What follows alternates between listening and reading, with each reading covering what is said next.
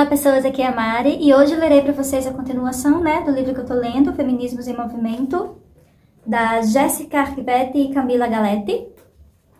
E hoje, na página 27, o texto é sobre antifeminismo, da Camila Galetti, tá? Então escuta. São poucos ou raros estudos na América Latina sobre antifeminismo, seja na perspectiva da sociologia dos movimentos sociais ou mesmo na própria epistemologia feminista. Encontra-se uma maior produção entre sociólogas ou sociólogos europeus e canadenses, como por exemplo Melissa Blaise, de 2019 a 2020, as edições da publicação.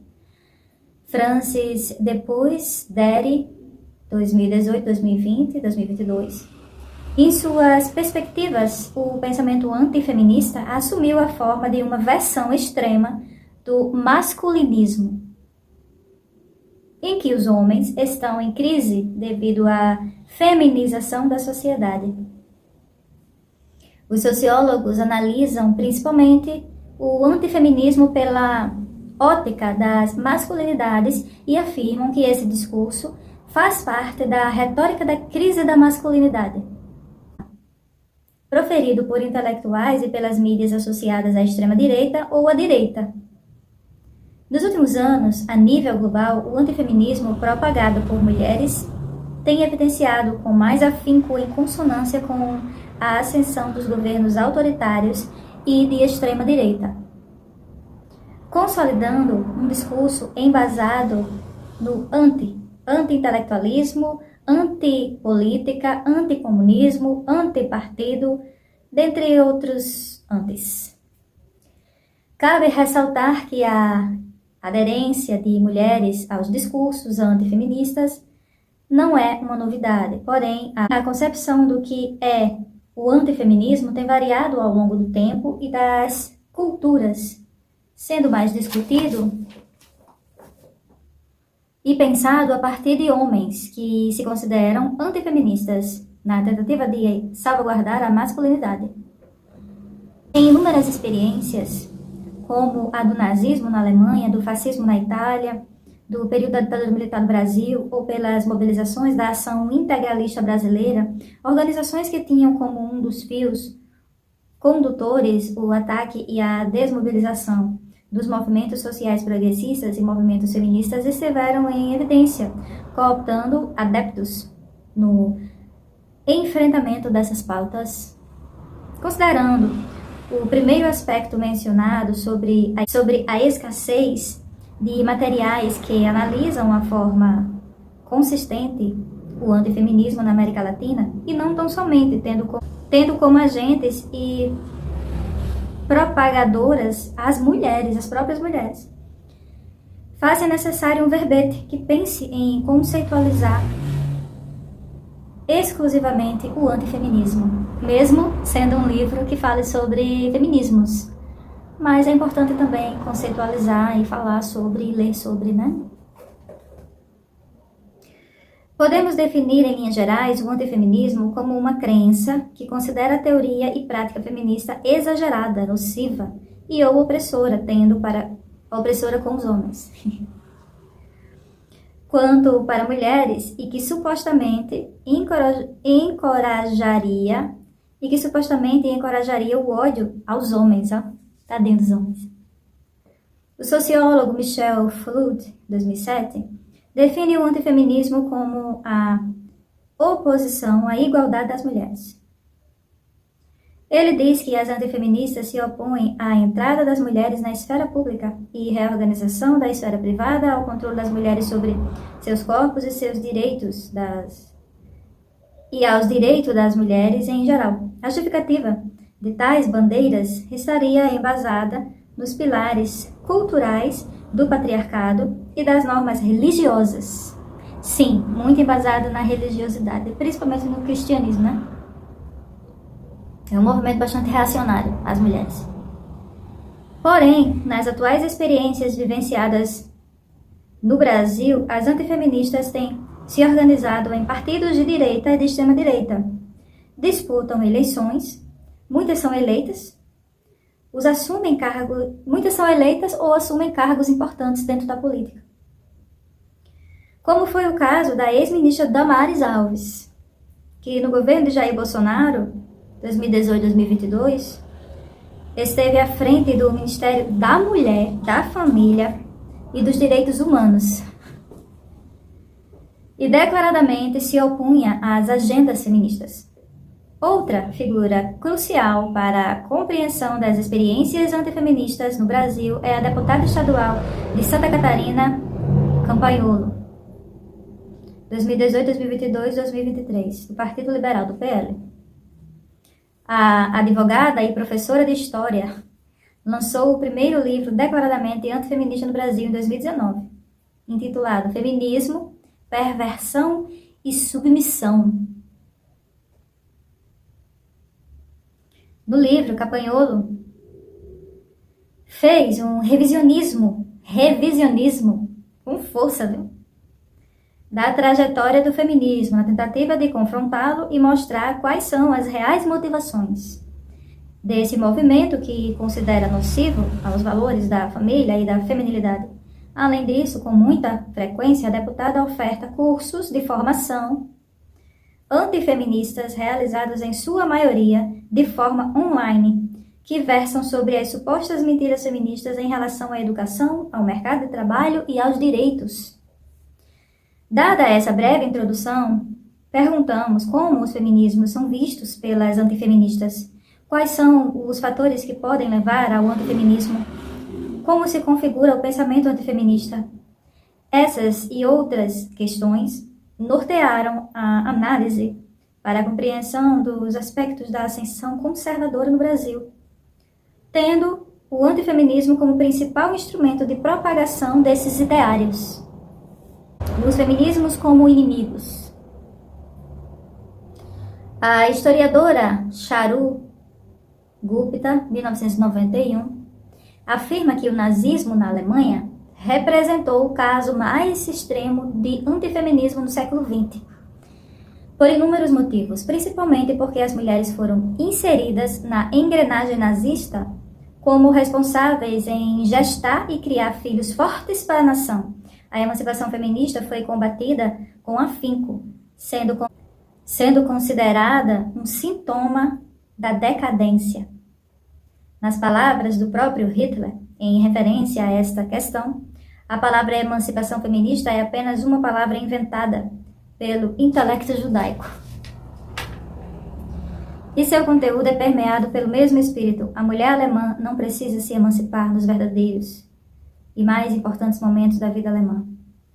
O ataque às organizações de mulheres e ao ideário da emancipação feminina fez-se e se faz presente em governos autoritários, pois estes se calcam na tríade colonialismo, capitalismo e patriarcado. Para assim ser possível a manutenção e propagação de um pensamento homogêneo em que os papéis sociais são bem estabelecidos, os papéis de gênero e as funções de ambos os sexos. São criados também inimigos em comum, potencializando assim a disputada entre eu versus o outro. Ou seja, se algo rivaliza com o estabelecido pelo líder ou pela ideologia, deve ser questionado e destruído.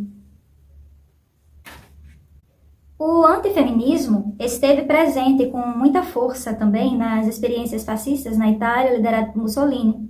As mulheres italianas eram profundamente influenciadas pela Igreja Católica, por isso Mussolini, na época, fez o que foi possível para conquistar o Vaticano e alcançar o apoio de uma vasta gama de mulheres.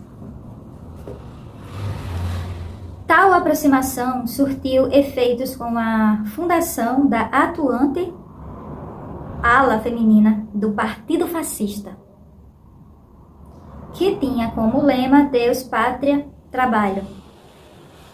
As mulheres eram como as guardiãs da casa, do lar, endossando o espaço privado como lugar destinado a elas pelo patriarcado. À época, segundo Zetkin, Mussolini prometeu às mulheres o direito de votarem e serem votadas, porém, isso só aconteceu para as eleições ao Conselho Municipal da Itália, e seus direitos políticos permaneceram negados. No entanto, não era qualquer mulher que poderia votar nos conselhos. Tratavam-se apenas daquelas que conseguissem comprovar certo nível de educação, aquelas cujos maridos tivessem condições de pagar os impostos, afunilando com isso os direitos políticos pelo condicionamento de classe. Na lógica fascista, a visão de mundo machista e misógino impõe às mulheres um lugar hierarquicamente definido na sociedade. Elas são reduzidas a um estado de submissão à condição de reprodução da raça, devendo se ocupar a casa e a educação das crianças, e não desempenhar nenhum papel na vida pública. Isso, a ideia de mulheres se organizarem de forma coletiva com a finalidade de pensar em emancipação ou estratégias de enfrentamento às desigualdades de gênero, torna-se uma ameaça para qualquer ideologia autoritária calcada no patriarcado. Assim, questiona-se, o que esses governos têm em comum? O enclausuramento da mulher no espaço privado, no lar, desempenhando as funções de dona de casa e realizando trabalho reprodutivo, aquele que reproduz a vida, o trabalho afetivo, o trabalho de cuidado. Ao estarem restritas no privado, as mulheres não dialogam entre si, não compartilhavam vivências e experiências, resultando na falta da possibilidade de se organizarem. Hannah Arendt, em A Condição Humana, de 1997, afirma que a vida pública é valorizada por significar a expressão máxima de liberdade e possível potencialidade de desenvolvimento coletivo. Assim, ao ocupar o espaço público, as mulheres estão configurando novas formas de sociabilidade, desenvolvendo-se coletivamente, questionando como se dá a mobilidade urbana e, com isso, revisitando os problemas que estão imbricados ao ocupar esse espaço. Todos esses aspectos abordados até aqui contribuem para a cartografia do antifeminismo, porém os aspectos afetivos também, pois para que se difundam tais pensamentos é preciso afetos, como o ressentimento. Aí a gente vai entrar no tópico ressentimento como afeto crucial. A discussão dos afetos tem sido retomada para se pensar a ascensão de governos autoritários na tentativa de compreender concretamente como se dão as transformações sociais e por que as experiências estão relacionadas de modo como os indivíduos em sociedade são afetados. Afinal, a sociedade é um circuito de afetos que produz e são produzidos de afetividade.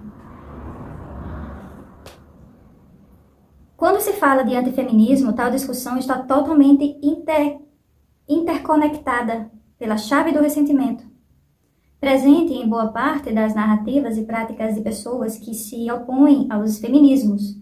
De forma resumida, o ressentimento pode ser definido como uma experiência continuamente renovada de impotente hostilidade. Um conjunto de sentimentos em que predominam o ódio, o desejo de vingança e, por outro lado, o sentimento, a experiência continuada da impotência rancorosa. Já o Andy Brown, 2019, afirma o avanço de governos antidemocráticos pela ótica do ressentimento. A partir da análise de Brown sobre a experiência norte-americana, bem como a realidade que tem se configurado no Brasil e em outros países, observamos que os pilares que sustentavam o avanço conservador encontram-se na moralidade antidemocrática e nos desmontes da solidariedade social, e orienta-se por lógicas neofascistas, neoconservadoras, racistas e masculinistas. Com relação ao último aspecto, é interessante salientar os caminhos que Brown, 2019, página 209, nos indica sobre a temática ao afirmar que um dos efeitos do neoliberalismo é a insegurança crescente da masculinidade branca destronada, que se manifesta de diversas formas, uma delas com ataques às feministas, que seria uma forma nihilista de ação. Ao mobilizar o conceito de Nietzsche de destruição da vontade, Brown admite que os supremacistas brancos empreendem ataque a todos que, de alguma forma, no imaginário deles, poderão arruinar os valores e a ordem tradicional. Durante a campanha do ex-presidente norte-americano Donald Trump, foi possível vislumbrar tal narrativa a partir do fortalecimento do antifeminismo. Tais efeitos reconfiguram o debate batido da esquerda a respeito da questão de saber se o populismo de direita nasce hoje do ressentimento, Se trata da raiva dos que foram deixados para trás economicamente ou da raiva do masculinismo branco destronado. A neoliberalização da vida cotidiana, não meramente seus efeitos desigualitários, mas também seu espírito implacavelmente desigualitário. Combina intensamente, ambos combinam intensamente, né? Evidencia-se com isso que, possivelmente, a raiva não sublimada, combinada com o rancor retido, resulta em uma política de vingança e tudo que se apresenta como ameaça. A tudo que se representa como ameaça. Figuras como Trump, nos Estados Unidos, e Jair Bolsonaro aqui no Brasil, apresentam tais características ressaltadas por Brown em seus discursos, ações, bem como entre os atores políticos que compõem esses grupos, uma nova direita destronada, branca, masculina, enraivecida e completamente antifeminista. Outro fator que norteia a discussão proposta aqui é a do impacto do âmbito familístico do discurso antifeminista, das novas direitas. Essas narrativas ascendem em congruência com os afetos mobilizados por essas atrizes e atores que coadunam com essa ideologia, e o núcleo familiar torna-se uma arma potente na tentativa de destruir quaisquer valores que supostamente rivalizem com os seus. De acordo com essa lógica, a família funciona como rede de proteção, apresentando-se como salvaguarda às agendas feministas à esquerda e à ideologia de gênero, entre aspas. Segundo Flávia Biroli, 2019, a apologia conservadora à família é um ponto de convergência entre diferentes conservadorismos e se conecta às duas faces do recesso democrático, a restrição da dimensão pública da política, apoiada em uma lógica orçamentária e traduzida na privatização e na retirada de direitos sociais, de um lado, e a restrição de direitos individuais e de minorias, apoiada na noção de maioria moral, por outro. Maioria moral. Nessa nova dobra do capital, que associa conservadorismo com capitalismo, pode-se afirmar que estamos numa faceta que autoriza a volta a um passado. Por isso é possível vislumbrarmos uma economia colonial e exploração primitiva, e nesse contexto a mulher retorna ao espaço privado a partir do discurso essencialista, pois essa é a formação inicial da família. Como se tudo retornasse ao tradicionalismo, pois a forma primitiva está presente na mentalidade neoconservadora. O antifeminismo não é uma novidade no século XXI e das ascensões de governos neoconservadores e de extrema-direita. Porém, é possível afirmar que um caráter que configura novos aspectos da compreensão do antifeminismo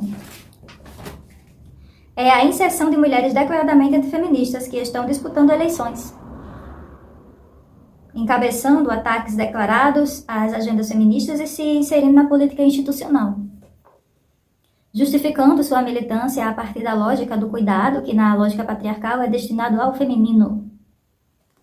Quando uma antifeminista ocupa espaço na política, é notório um padrão de discurso que parte da noção de que a mulher teria uma predisposição biológica ao cuidado e à sensibilidade.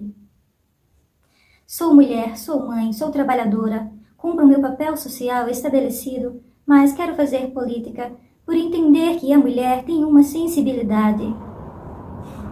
Ou seja, narrativas que mantêm os papéis de gênero muito bem estabelecidos na lógica patriarcal são resgatados e propagados, tendo como finalidade a manutenção das opressões e das desigualdades que acometem as mulheres há séculos e cotidianamente. Por essas razões, é que suma importância à teoria feminista voltar os olhos aos desdobramentos do antifeminismo, ao modo de recrutamento das mulheres, bem como uma tentativa incansável de diluir as inúmeras lutas das mulheres.